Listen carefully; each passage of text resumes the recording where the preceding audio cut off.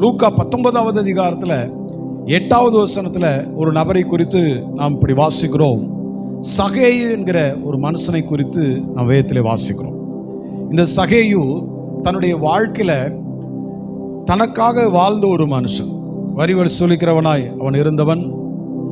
வரி வசூலிக்கிற காலத்திலே ஒரு முறை இயேசு அந்த வழியிலே வருகிற போது இயேசுவை சந்திப்பதற்காக அவன் புறப்பட்டு செல்கிறான். அந்த காட்டத்தி மரத்திலே ஏறுகிறான்.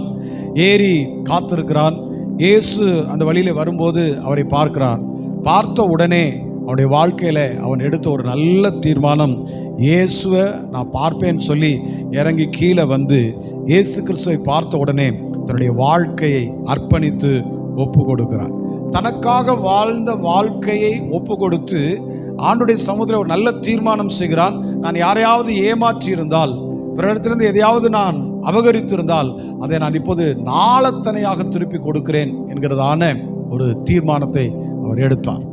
அருமையான தேவனுடைய பிள்ளைகளே, நாம் கிறிஸ்தவர்கள் என்று சொல்லிக் கொள்கிறோம், கிறிஸ்தவர்களாக இருக்கிறோம். நம்முடைய வாழ்க்கையில் நம்ம யாரிடத்திலேயாவது எதையாவது அபகரித்திருந்தால், நான் எப்படி சொல்கிறேனே, கூட பிறந்த அக்கா தங்கச்சி அவங்களுக்கு பாருங்கள் இதெல்லாம் கொடுத்துடக்கூடாதுன்னு சொல்லி நிறைய நேரத்தில் அபகரிக்கக்கூடிய தன்மை எங்கே இருந்து வெளிப்படுதுன்னா குடும்பத்துக்குள்ளே தான் வெளிப்படும். அப்படி குடும்பத்தில் நமக்காக வாழ்கிற வாழ்க்கை வாழ்ந்து எல்லாம் எனக்கு, எல்லாம் என்னோடது, எனக்கு மட்டும்தான் சொல்லி வாழ்ந்த அந்த வாழ்க்கையை விட்டுட்டு, பிறரை ஏமாற்றி வாழ்ந்த அந்த வாழ்க்கையை விட்டுட்டு சகேயு தன்னுடைய வாழ்க்கையிலே ஒரு தீர்மானத்தை எடுக்கிறார்.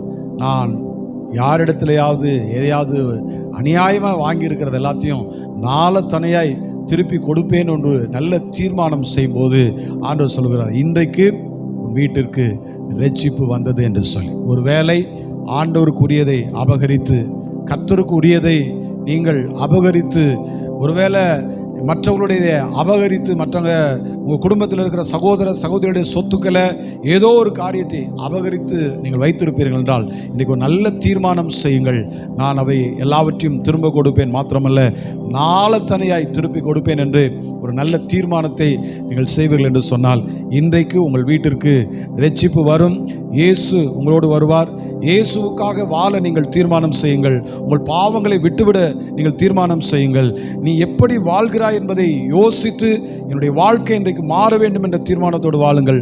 கர்த்தர் நிச்சயமாய் உங்களை ஆசீர்வதித்து உயர்த்தி மேன்மைப்படுத்துவார். ஆமென்.